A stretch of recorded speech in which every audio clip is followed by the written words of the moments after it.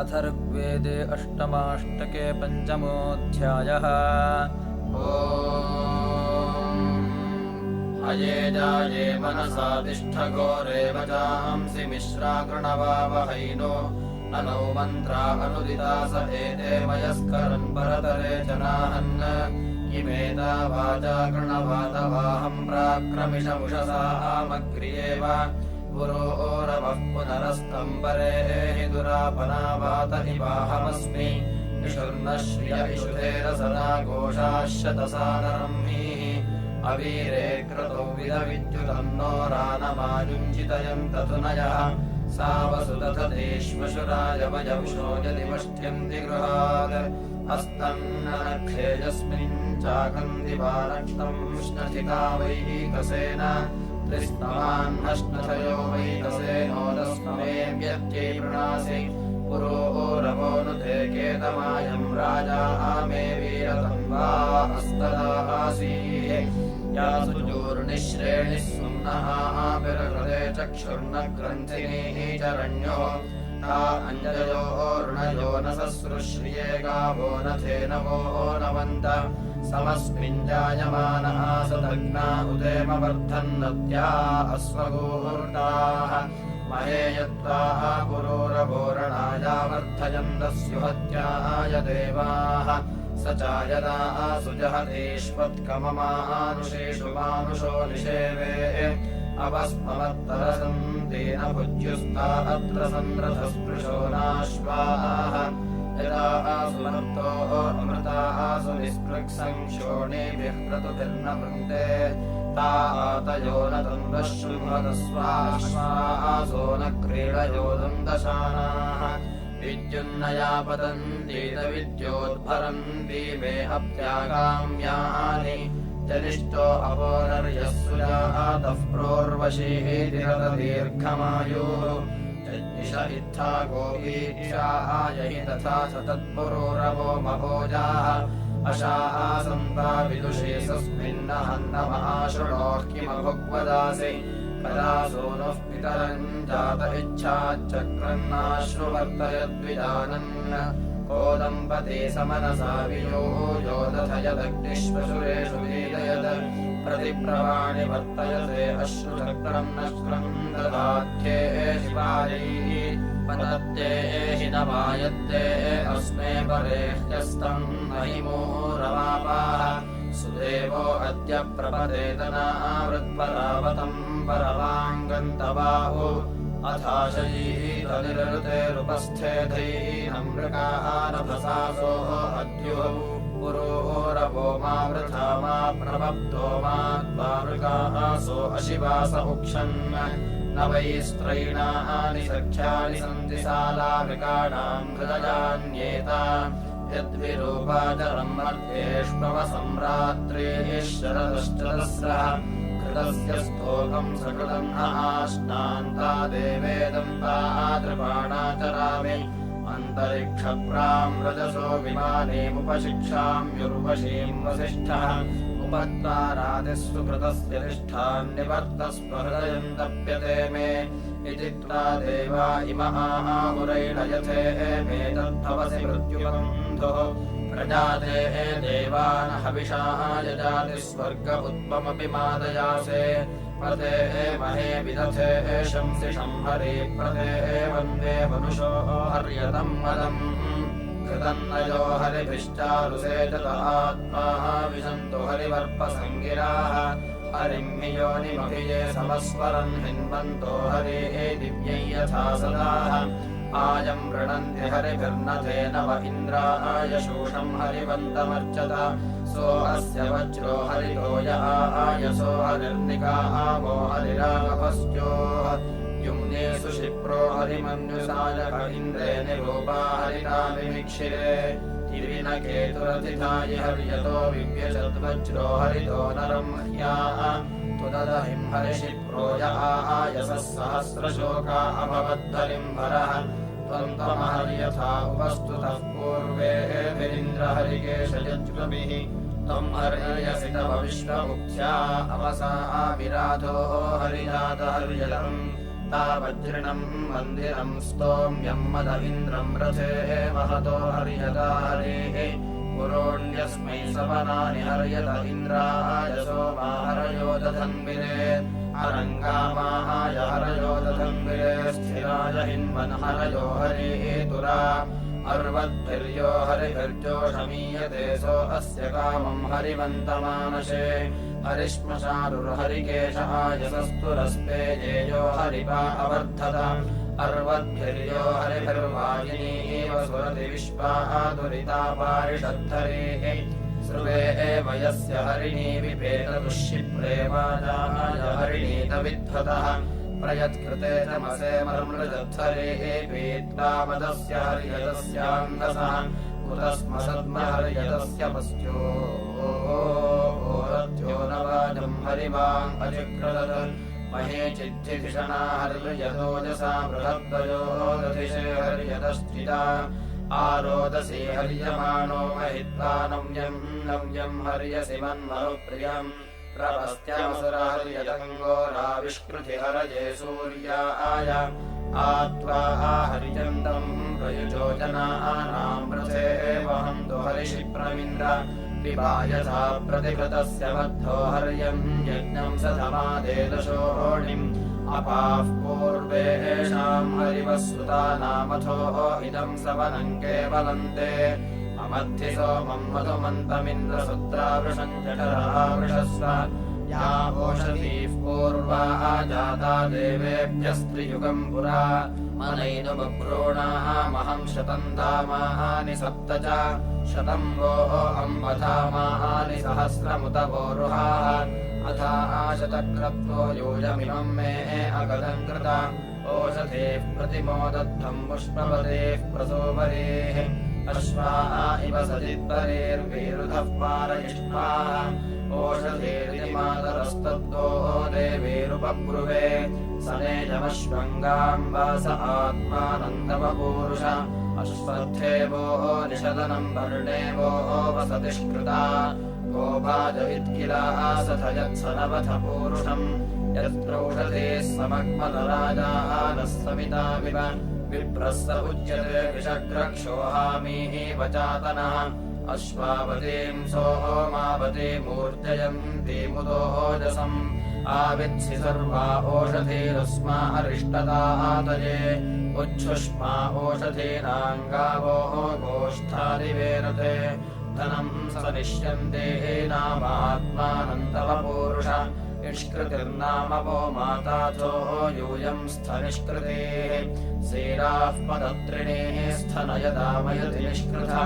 अधिविश्वाः परिष्ठास्तेन इव व्रजमक्रमुः ओषधेः प्राचुच्य पुर्यत्किञ्च तङ्गो यदि वा वाजयन्नहमोषधीरहस्तादधे आत्मा यक्ष्मस्य नश्यति पुराणेव वृभोः यथा यस्योषधेः प्रसर्पसाङ्गमङ्गम् परुष्परुः अतो यक्ष्मम् विवाधध्व उग्रो मध्यमशेरिव साकम् यक्ष्मप्रपतदाशेण किकिदेविना साकम् वातस्य ध्राज्याः साकम् नश्य निहाकया अन्यावोः अन्याववद्वन्यान्यस्या उपावत ताः सर्वाः संविधाना इदम् मे प्रापतावचाः याः फलिनेर्या अफला अपुष्पायाश्च पुष्पिणीः बृहस्पतिप्रसूतास्तानो मुञ्चन्तम् हसः मुञ्चन्तु माशपथ्या आदथो वरुण्याः दुत अथो यमस्य पट्वेशात् सर्वस्माद्देव किल्बिषात् अपपतन्तेरवदन्ति व ओषधयस्परे यञ्जीवमश्नवाः वहेन सरिष्याति पूरुषः या ओषधेः सोमराज्ञैर्बह्वीः शतविचक्षणाः तासाम् तमस्युत्तमारङ्कामाः यशम् हृदे या ओषधेः सोमराज्ञैर्विष्ठिताः पृथिवेमनो बृहस्पतिप्रसूता अस्ये सन्दत्तवीर्यम् मावोरिषत्खनिता यस्मै चाहङ्खनामिव निपच्चतुष्पदस्माकम् सर्वमस्मनातुरम् याश्चेदमुपशृण्वन्ति याश्च दूरम् परागताः सर्वाः सङ्गत्य वीरुधोऽस्यै सन्दत्तवीर्यम् ओषधयः सम्वदन्ते सोमेन सह राज्ञाः यस्मै कृणोति ब्राह्मणस्तम् राजन्पालयामसि त्वमुत्तमास्योषधे तव वृक्षा उपस्तयः उपस्तिरस्तु सोऽस्माकय्यो अस्मामभिदासते बृहस्पते प्रतिमे देवतामिहि मित्रो वायद्वरुणो वासि पूषा आदित्यैर्वायद्वसुभिर्मरुत्वाम् स पर्जन्यम् शन्तनवे वृषाय आदेवो दूतो अजिरश्चिकितान् वद्ये एवापे अभिमामगच्छत प्रतीचेन प्रतिमामावृत्स्वतथामितेद्युमतीम् वाचमासन् अस्मेधेहिद्युमतीम् वाचमासन् बृहस्पते अनमीवाभिशिराम् यया वृष्टिम् शन्तनवेपनावदिवो द्रप्सो मधुमाम् आविवेश आनो द्रप्सा मधुमन्तो विशन्तीन्द्रदेह्यथिरथम् सहस्रम् ऋषीरहोत्रमृतुथायजस्मदेवान् देवापे हविषाः सपर्या आर्ष्टिषेणो होत्रमृषर्निषेदम् देवाकर्देव सुमतिम् चिकित्वान् स उत्तरस्मादधरम् समुद्रमपो दिव्या असृजद्वर्ष्याः अभि अस्मिन् समुद्रे अद्युत्तरस्मिन्नापो देवेभिर्निवृता अधिष्ठन् ता अद्रवन्नार्ष्टिषेणेन सृष्टा देवापि नाप्रेषिता वृक्षिणीषु यद्देवाभिः शन्तनवे पुरोहितो होत्राय वृतः कृपयन्नदेहेत् देवश्रुतम् वृष्टिमनिम्रराणो बृहस्पतिर्वाचमस्मा अयच्छत् यन्त्वाः देवाभिः शुशुजानो अग्नार्ष्टिषेणो मनुष्यः समीधे विश्वेभिर्देवैरनुमद्यमानः प्रपर्जन्यमीरया वृष्टिवन्तम् त्वाम्बोर्वर्षयोगीर्भिरायन्त्वामध्वरेषु पुरोहूत विश्वेः सहस्राण्यधिरथान्यस्मे आनो यज्ञम् रोहितश्रोपयाहि एतान्यग्नेन पतिर्नभद्रे आहुतान्यधिरथा सहस्राः तेभिर्वर्धस्पतम् वः शूरपूर्वेर्दिवो नो वृष्टिमिषितोरिः एतान्यग्नेन पतिम् सहस्रा सम्प्रयच्छ वृष्ण इन्द्राय भागम् विद्वान् पथऋतुषो देहे मयानानप्यौरानन्दिवि देवेषु देहे अग्ने बाधस्त्वमिमृतो विदुर्गः वामीः वामपरक्षांसि सेथ अस्मात् समुद्रात् बृहतो दिवो नोपाम्बो मानमुपरसृजेह कन्नश्चित्तमिषण्यसि चिकित्वान् पृथुग्मानम् वाश्रम् वा पृथग्धैः कत्तस्य दातुशवसोऽव्युष्टौ दक्षद्वज्रम् रत्रतुरमपिन्वद स यद्युता विद्युता वेति सामपृथुञ्योनिमसुरद्वाससाद ससनेलेभित्मसहारो अस्य भ्रातुर्नरुते सप्तथस्य मायाः स वाजय्यातापदुष्पदायन् स्पर्शातापरिषदत्सरिष्यन् अनर्वायच्छतदुरस्य वेदोऽघ्नम् छिष्णदेवाम् अभिवर्पसाभूत् स यह्यो ओपदीर्घोष्पर्वाजुहोतिप्रथम्याः सुसस्रीः अपादो यत्र युज्यासो रथाद्रोण्यश्वासकीरते कृतम् वाः स रुद्रे विरसस्तपाररुग्भाः हित्वे गजमारे अवद्य आगात् वम्रस्य मन्ये मिथुनाभिबहूरि अन्नमभेद्याः रोदयन्मुषायन् स हित्तासन्तु वीरवम्पदर्दनुषलक्षन्तु शीर्षाणन्दमन्यत्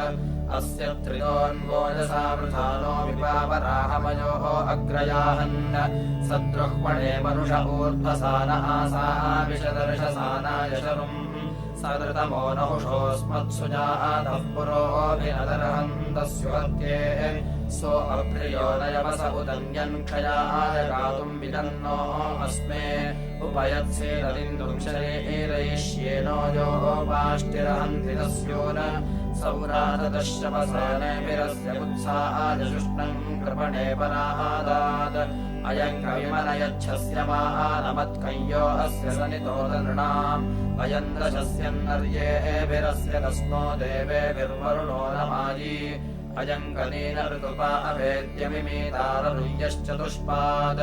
अस्य स्तोमेभिरौषिदरुजिष्पाः प्रजन्दरयत्कृषभेण विप्रोः सुत्पायत्यजतो दीदयद्गेः पुर इयानो अभिवर्पसाभूत्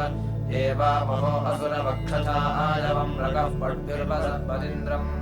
स इयानः करति स्वस्तिमस्माहिषमूर्जम् सुक्षितिम् विश्वमाभाः इन्द्रदृष्ट्यमघवन्तावदिद्भुज इह स्तुतः श्रुतमाभोदिनो वृते देवेभिर्नस्तपिता प्रावतु श्रुतमा सर्वदादिमदितिम् वृणीमहे हराय सुभरतभागमृद्विजम् प्रवायवे शुचिपे क्रन्दतिष्ठये गौरस्य यः पयसः पीतिमानशः सर्वदादिमदितिम् वृणीमहे आनो देवः सविता सा विषद्वजरुजो यते यजमानाय सुन्वते यथा देवान् प्रतिभूषे ममाकवदा सर्वदादिमदितिम् वृणीमहे इन्द्रो अस्मे सुमनाः अस्तु विश्वः राजा सोमः सुमितस्याध्येतुनः यथा मित्रजितानि सन्दधुरा सर्वदादिमदितिम् वृणीमहे इन्द्रमुग्धेन शमसा पनुर्दते बृहस्पते प्रदरीतास्यायुषः यज्ञो मनुः प्रमतिर्नः पिता हि कमा सर्वदादिमदितिम् वृणीमहे इन्द्रस्य न सुकृतम् दैव्यम् सहोऽग्निर्गृहे जलितामेधिरः कविः यज्ञश्च भूद्विदधेनारुनन्दमः सर्वदादिमदितिम् वृणीमहे नभो गुहाचक्रमभोनिदुष्कृतन्नाविष्ट्यम् वसवो देवहेळनम् पाकिर्नो देवा अनृतस्य वर्पसः सर्वदादिमदितिम् वृणीमहे अपामी एवाम् सविता सा विषन्या अग्वरीय इदवसे तन्वत्रयः ग्रावा यत्र मधुषु दुच्यते बृहदा सर्वदादिमदितिम् वृणीमहे ऊर्ध्वोग्रावाः वसवोऽस्तु सोदरिविश्वाद्वेषांसि सन्तर्युयोत स नो देवः सविता पायुरेड्यः सर्वदादिमदितिम् वृणीमहे ऊर्जङ्गावो यवसे पीवो अद्दनऋतस्य याः सदने कोशे अङ्घ्रे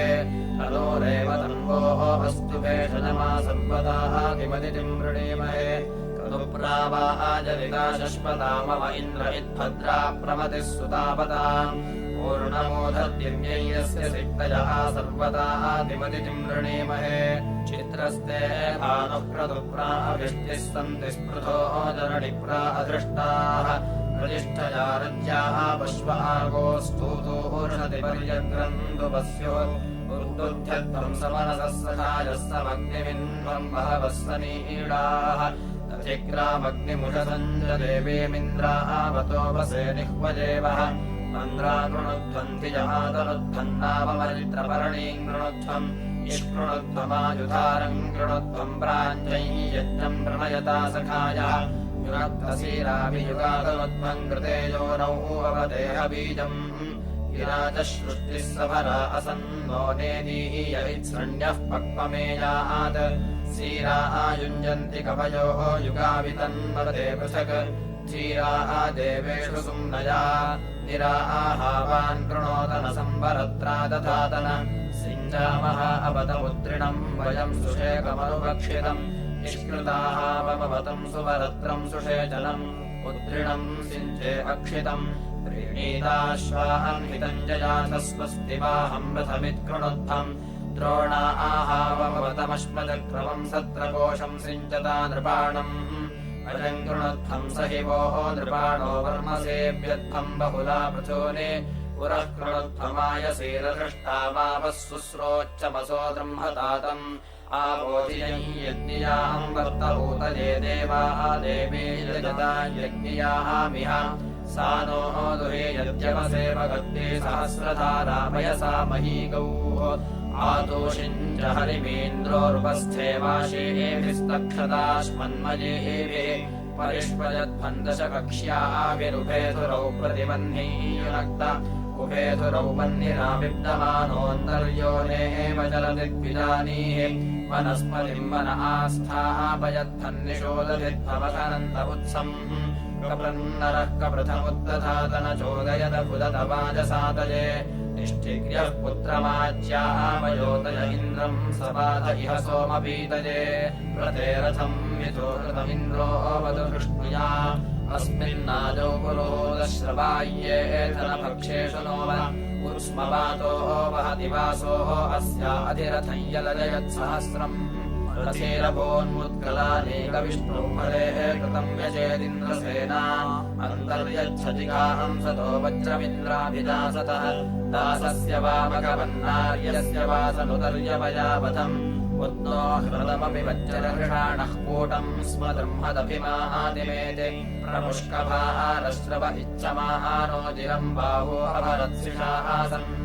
न्यक्रन्दयन्नुपयन्त एनममे हयन् वृषभं मध्य आजेः तेन सोभर्वं शतवत्सहस्रङ्गवामुद्गलः प्रथने जिगाय खकर्तवे वृषभो युक्त आसीतवापचेत्सारथिरस्य केशी दुधेर्युक्तस्य द्रवतः सहानसरुच्छन्ति स्म निष्पदो मुद्गलानीः उत प्रतिमुदान्नस्य विद्वानुपायुनग्वंसगमत्र शिक्षन् इन्द्रमुदावत्पतिपक्ष्याः नामरं हतपद्याभिः कपुत्मान् शनमष्ट्राभ्यचरत्कपर्तेव रत्रायान्दार्वानह्यमानः रम्णानि कृण्वन् महवेजनाः जगाः पस्पशानस्तविषेरदत्त इमन्तं पश्य वृषभस्य युञ्जङ्गाष्ठाः यावध्ये दृघणं श्रयानम् येन दिगाय शतवत्सहस्रङ्गवामुद्गलः पृतनाज्येषु आरे अघाकोन्वे यथादर्शयं युञ्जन्ति तं वा स्थापयन्ति नास्मै तृणन्नोदकमाभरन्त्युत्तरोऽधुरो वहति प्रदेदिशत् परिवृत्ते भवति विद्यमानर्पीभ्यानापूचक्रेणेव सिञ्चन्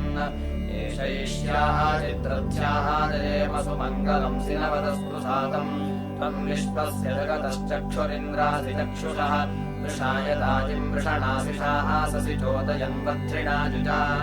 आशुशिषाः नो वृषभो न भीमोघनाघनः क्षोभणश्चर्षणीनाम् सङ्क्रन्दनो निमिष एकवीरः शतं सेनाः अजयत्साकमिन्द्राः सङ्क्रन्दनेना निमिषेण जिष्णुना युत्कारेण दुश्यपदेन धृष्णुना तदिन्द्रेण चेतत्साध्वंयुधो नरहिषु हस्तेन वृष्णाः सहिषु हस्तैः समिषङ्गिभिर्वशी संसृष्टा सयुध इन्द्रो गणेन संसृष्टजित्सोमपापाहुशर्भ्यो उग्रधन्वा प्रतिहिताभिरस्ताः बृहस्पते बलिदीयारथेन रक्षोहामित्राहम् अपबाधमानः प्रभञ्जन्सेनाः प्रवृणो युधाजयन्नस्माकमेत्य वितारथानाम् बलविज्ञायस्थविरः प्रवेहेरः सहस्वान् वाजी सहमान उग्रः अभिवेरो अभिसत्तासहोजाजैत्रमिन्द्ररथमातिष्ठ गोविद गोत्रभिदम् गोविदम् वज्रबाहुञ्जयन्तवज्रप्रमृडन्तमोजसा इमम् स जाता अनुमेलयत्थमिन्द्रम् सखायो अनुसंरभध्वम् अभिगोत्राणि सहसा गाहमानोदयो वीरः शतमन्युरिन्द्राः दृष्ट्यवनः प्रदनाषाढयुध्यो ओस्माकम् सेनाः अवतु प्रयुत्सो इन्द्र आसान्नेता बृहस्पतिर्दक्षिणायज्ञः पुर एतु सोमाः देवसेनानामभिभञ्जतीनाम् जयन्तीनाम् मरुतो यन्वग्रम् इन्द्रस्य कृष्णो वरुणस्य राज्ञः आदित्यानाम् मरुताम् शब्द उग्रम् महामनसाम् भुवनच्यवानाम् घोषो देवानाम् जयतामुदस्थात् उद्धर्षयमघवन्नायुधान्युत्सत्पनाम् मामकानाम् मनांसि उद्ग्रत्रहन् वाजिनाम् वाजिनान्युद्ग्रथानाम् जयतायन्तु घोषाः अस्माकमिन्द्रः समृतेषु ध्वजेष्वस्माकम् या इषवस्ताजयन्तु अस्माकम् वीरा उत्तरे भवन्तस्माम् देवा अवताहवेषु अमीषाम् चित्तम् प्रतिलोभयन्ति गृहाणाम् गान्यभ्ये परेः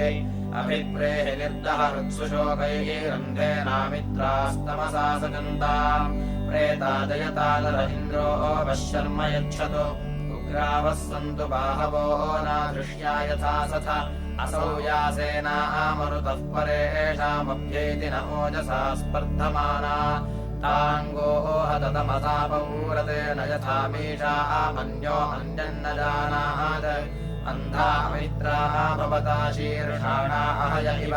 तेषाम्बो अग्निदग्धानामग्निमोळ्ळानामिन्द्रो हन्तुवरम् वरम् असा विसोमः पुरो तदुभ्यम् हरिभ्याम् यज्ञमुपयायितोऽयम् तुभ्यम् गिरो विप्रवीरायानादधन्विर इन्द्रविवासुतस्य अप्सुधूतस्य हरिवः पिबेह नृभिः सुतस्य जठरम् मृणस्व निविक्षुर्यमद्रय इन्द्रतुभ्यम् तेभिर्वर्धस्वपदमुत्थवाः प्रोग्राम् वेदिम् कृष्ण इयर्मि सत्याम् प्रजे सुतस्य हर्यश्वतुभ्यम् इन्द्रथेनाभिर्हमादयस्व देभिर्विश्वाभिश्चत्या गृणानः ऊतीशदेवस्तव वीर्येण वयो तथा उषितऋतज्ञाः प्रजापतीन्द्रपरुषो दुरोणे तस्थर्गृणन्तः सथमाद्याः सह प्रणीतिभिष्टे हर्यश्वसुष्टोः सुषुम्नस्य पुरुरुचोदनाः सह वह्निष्ठामूतिम् वितिरे दधाना स्तोतार इन्द्र तव सूनृताभिः उपब्रह्माणि हरिवो हरिभ्याम् सोमस्य याहि पीतये सुतस्य इन्द्रत्वा यज्ञः क्षममानमानर्दाश्वाङ्गस्य ध्वरस्य प्रकेतः सहस्रवाजमभिमातिशाहम् सुतेरणम् मघवानम् सुवृत्तिम् उपभूषन्ति गिरो अप्रतीतमिन्द्रम् नमस्याजरितुः पनन्द सप्तापो देवी सुरणा अमृक्तायाभिः सिन्धुमतर इन्द्रपूर्भिज अवतिम् श्रोत्यानवजस्रवन्तीर्देवेभ्यो गातुम् मनुषे च विन्दः अपो महीरभिषस्तेरमुञ्चो जागरास्पति देव एकाः इन्द्रयास्त्वम् रुद्रतूर्ये जगत्सदाभिर्विश्वायुस्तन्वम् पुरुष्याः वीरेण्यः क्रतुरिन्द्रः सुषस्तिरुतापिथेना पुरुहूतमीड्डे आर्तयद्वृत्रमकृणोतु लोकम् ससाहे शक्रुः पृतना अभिष्टिः शुनम् भवेम मघवानमिन्द्रमस्मिन् भरे धृतमम् वाजसादौ शृण्वन्तमुग्रमूतये समत्सुघ्नन्तम् वृत्राणि सञ्जितम् धनानाम् कदावसो स्तोत्रम् हर्यतावश्मशारुधत्ताः दीर्घम् सुतम् वाताप्याय हरेयस्य सुयुजा विव्रता वेरनुमन्तानुषेपाः उपारजेन केशिनापतिर्दन् अपयोरिन्द्रः पापजहामर्तो न शश्रमाणो बिभेवान् शुभे यद्युयुजेदभिषेवान् स चायोरिन्द्रश्चरगृषाङ्गुपानसः सपर्यन् नदयोर्विव्रतयोः शूर इन्द्राः अजयस्तस्थौ केशवन्ताभ्यजस्वन्ता न पुष्ट्यै मनोदिशि प्राप्याम् शिप्रिणेवान् प्रास्तौ दृष्मौ जादृष्वेभिस्ततक्षशूरः शवसा रुभुर्नक्रतुभिर्मातरिष्वाः वज्रय्यश्चक्रे सुहनायतस्य वेहिरीमशोहिरीमान् मरुदहनुरद्भुतन्नरजाः अवनोरुजिनाशिषेऽर्चावने मादृजाः नाब्रह्मा यज्ञरथज्ञोषदित्रे ऊर्ध्वायत्रेः त्रेति नेभोद्यज्ञस्य धूषुषसत्वन्न सजोर्नापुं स्वयश संसजायोः श्रियेते वृष्टिरुपसेचनेभोच्छ्रियेतर्विररेपाः यया स्वे पात्रे सिञ्चस उत शतम् वायद सूर्यप्रतिप्ता सुमित्र इत्थास्तौ दुर्मित्र इत्थास्तौ आवो यद्दस्यो हत्येः कुत्सपुत्रम् प्रावो यद्दस्यो हत्येः कुत्सवत्सम् इति अष्टमाष्टके पञ्चमोऽध्यायः।